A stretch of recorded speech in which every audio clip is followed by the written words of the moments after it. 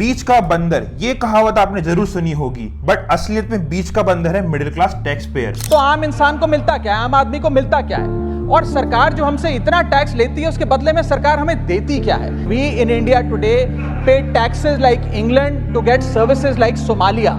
जैसे बीच का बंदर ना घर का रहता है ना घाट का रहता है खाने को लेके, वैसे मिडिल क्लास टैक्स पे भी ना घर का है ना घाट का। इधर घर वाले खा रहे हैं, इधर सरकार खा रही है। भारत में सिर्फ 2.2% लोग टैक्स पे करते हैं, बट वहीं 2.2% ये लोग भारत के बजट का 20% कंट्रीब्यूट करते हैं, क्योंकि भारत में जिस जॉब में सबसे ज्यादा लोग एम्प्लॉयड हैं उस जॉब पे कोई टैक्स ही नहीं है। आप लोग खुद मिडिल क्लास टैक्स पेयर का दर्द समझिए। वो अपने घर में रोज सुबह उठता है जॉब पे जाने के लिए, जिस घर का उसने प्रॉपर्टी टैक्स भरा है। वो उस गाड़ी से ऑफिस जाता है जिसके लिए उसने आरटीओ फीस भरी है। वो उस गड्ढे बड़ी रोड से जाता है जिसके लिए उसने टोल टैक्स और रोड टैक्स भरा है। और दुख यही खत्म नहीं होता है, वो उस ऑफिस में काम करता है जिस सैलरी से उसके 30% यूं ही कट जाते हैं, या माने तो 12 महीने में से 3 महीने की सैलरी सरकार एकदम से ले जाती है। और दुख फिर भी यही खत्म नहीं होता है। चाहे वो सुई खरीदे चाहे वो गाड़ी खरीदे, 18% जीएसटी उसको देना पड़ेगा। चाहे इंसान दारू पिए चाहे दवा पिए, उसे 5% से लेकर 18% तक फिर भी टैक्स देना पड़ेगा। आप लोग खुद दिमाग लगा के सोचिए, आप इतने टैक्स देने के बाद भी क्या अपने बच्चे को गवर्नमेंट स्कूल में पढ़ाना चाहेंगे? क्या आप गवर्नमेंट हॉस्पिटल में इलाज कराना चाहेंगे? क्या आप कोई भी ऐसी गवर्नमेंट फैसिलिटी जो सबके लिए एप्लीकेबल, उसमें आप कुछ भी करना चाहेंगे? ये बिल्कुल सही बात है कि इंडिया में इंफ्रास्ट्रक्चर बहुत ज्यादा पीक पकड़ रहा है, बट जितने पीक से इंफ्रास्ट्रक्चर बढ़ रहा है उतनी पीक से निर्मला ताई टैक्स बढ़ने के बोल देती है। At the end middle class आदमी ये सोचता है कि अगर मेरे को सारी प्राइवेट सेक्टर्स की फैसिलिटी यूज करनी है तो मैं गवर्नमेंट को टैक्स क्यों ही दूं? गरीबों को फ्रीबीज मिल जाती है, अमीरों को टैक्स कट मिल जाता है, और मिडिल क्लास को क्या मिलता है? ठेंगा। इस बार का बजट एक तरह से ग्रैंड वेडिंग की तरह था, जहां पे बिहार और आंध्र प्रदेश दूल्हा था जिसे भर भर के दहेज मिला, और मध्य प्रदेश दुल्हन का बाप जिसे सब कुछ करा बट मिला ठेंगा। बिहार को 26,000 करोड़ का पैकेज अलॉट हुआ है। उस बिहार में जहां पे पुल बिस्किट से भी हल्के होते हैं, उस बिहार में जहां रातों रात चप्पल की तरह पुल चोरी हो जाते हैं। फॉर ऑब्वियस रीजंस बिहार और आंध्र प्रदेश को इतना फेवरेटिज्म इसलिए मिला क्योंकि टीडीपी और जेडीयू अगर इन्होंने हाथ खींच लिया तो बीजेपी गिर जाएगी। अगर आप लोगों ने इतना फेवरेटिज्म करके इतना ज्यादा बजट अलॉट करा भी है तो ऑब्वियसली आपको मेक श्योर तो करना चाहिए ना कि ये करप्ट और भ्रष्ट नेता तो नहीं खा रहे इसको। और इसी बजट में स्टूडेंट्स को कुछ ऐसी लॉलीपॉप पकड़ाए ताकि वो अपने भविष्य के बारे में भूल जाए और अभी के बारे में सोचे। वो लॉलीपॉप है इंटर्नशिप की। ये एक तरह से स्टूडेंट्स के लिए अच्छी बात भी है, जहाँ पे स्टूडेंट्स को फ्रॉम टॉप 500 कंपनी से इंटर्नशिप मिलेगी ताकि वो अपने भविष्य के काम के लिए तैयार हो सके। लेकिन इसी काम में आगे जाके उनको टैक्स तो भरना पड़ेगा ही, अगर उनके पास इतनी स्किल्स हुई तो।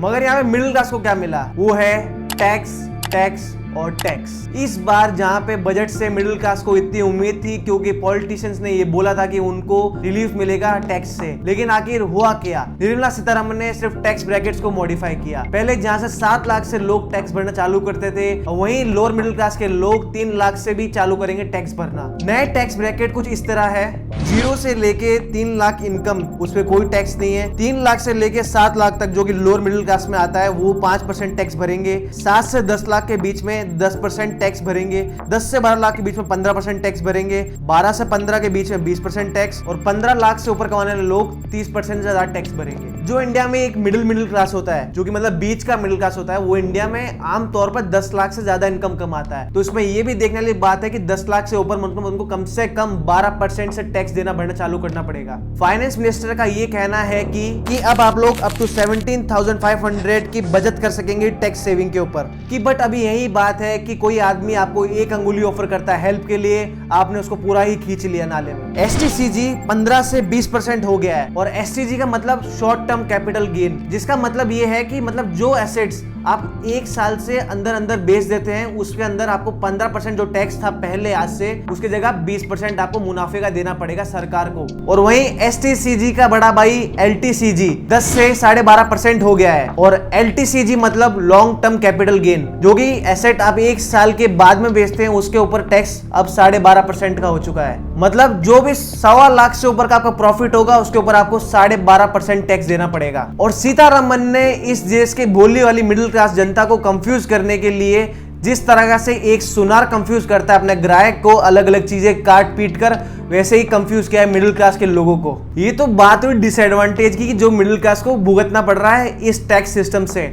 अब बात हो रही है जो फायदा मिल रहा है बड़े बड़े कॉर्पोरेट इन्वेस्टर्स को। और अगर कॉर्पोरेट टैक्स की बात करें तो एंजल टैक्स जिसको कम नहीं उसको पूरा अबॉलिश कर दिया गया है। और जो लोग कंफ्यूज हो रहे हैं कि ये एंजल टैक्स या परी टैक्स क्या है, तो ये हम बताना चाहेंगे कि एंजल टैक्स वो टैक्स है जो कि इन्वेस्टर्स लोग इन्वेस्ट करते हैं स्टार्टअप्स के अंदर, तो उनको एक टैक्स देना पड़ता है उस स्टार्टअप फीस के लिए। मगर अब एंजल टैक्स को अबॉलिश कर दिया गया है, तो इन्वेस्टर्स को स्टार्टअप में जो इन्वेस्ट करते हैं उनको कोई टैक्स नहीं देना पड़ेगा। तो इन एंजल इन्वेस्टर्स के लिए निर्मला सीतारमण एक परी के जैसा उतरी है। और खुशखबरी तो एमएसएमई के लिए भी है, क्योंकि उनके मुद्रा लोन अब 10 लाख से लेके 20 लाख तक हो चुके हैं। मतलब कि अब इंडिया का फोकस स्टार्टअप्स के ऊपर होगा। और इसी के अलावा ब्रो जो कि बॉर्डर रोड ऑर्गेनाइजेशन है, उनका बजट भी 30% इंक्रीज कर दिया गया है ताकि वो चाइना की गतिविधि को ट्रैक कर सके और उनके ऊपर एक्शन ले सके और वहां पे इंफ्रास्ट्रक्चर का एक बढ़िया पॉइंट ला सके। इस टैक्स सिस्टम की सारी कमियां और बजट की कमियां छुपाने के लिए फिर भी कुछ पॉलिटिकल एक्सपर्ट सामने आते हैं और कंपेयर करते हैं इंडिया के टैक्स सिस्टम को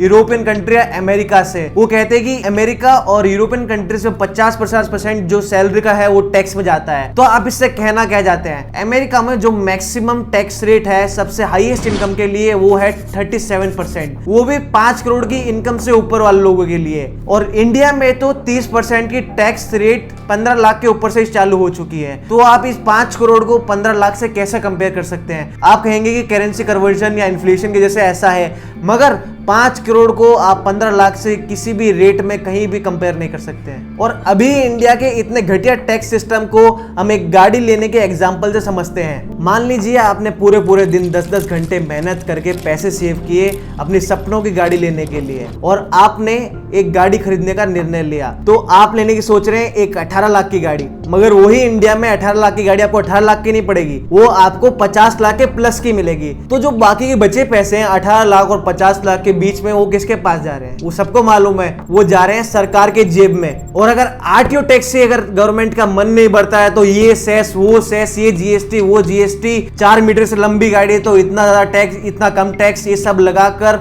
उसको जोड़ नाप कर इतनी रेट बढ़ा देते हैं कि एक मिडिल क्लास आदमी एक ढंग की गाड़ी अफोर्ड नहीं कर सकता। उनको ऐसे कचरे टिन के डिब्बों में घूम के जाना पड़ता है जिनकी उनकी कोई हेल्थ की और लाइफ की कोई वैल्यू भी नहीं है। और अगर दिल पे हाथ रखकर वो आदमी गाड़ी खरीद भी लेता है इतने टैक्स भरने बाद भी, तो उसको गाड़ी रोड पे उतारते मिलते हैं गड्ढे पानी से भरे हुए, टोल टैक्स देने बाद भी उनको इतना ट्रैफिक मिलता है कि वो आदमी 2-2 घंटे ट्रैफिक में फंसे रह जाता है। तो इसी ट्रैफिक में फंसने की वजह से उनका जो तेल वेस्ट होता है उसके तेल के ऊपर उनको टैक्स देना पड़ता है। तो आखिर बचा क्या? टैक्स देने के लिए सिर्फ टैक्स टैक्स और टैक्स। इतना सारा टैक्स भरने के बाद भी हमको क्या मिला? मेरे और आपके घर के बाहर निकलेंगे तो आपको गड्ढा मिलेगा। और इंफ्रास्ट्रक्चर ऐसा डेवलप हुआ, कोई भी एयरपोर्ट की छत कभी भी गिर जाएगी, आपकी जान चली जाएगी। और अगर आप बिहार में कोई पुलिया पे जाएंगे और आप पत्थर मार के देखेंगे माधव के जैसे, तो वो पुलिया भी ढह जाएगा। इतना टैक्स और इतने मुसीबतें झेलने बाद भी एक आम आदमी को क्या मिला? निर्मला सीतारमण की तरफ से एक ठेंगा। वीडियो अच्छा लगे तो लाइक कर देना, शेयर कर देना, सब्सक्राइब कर देना। तब तक के लिए जय श्री राम।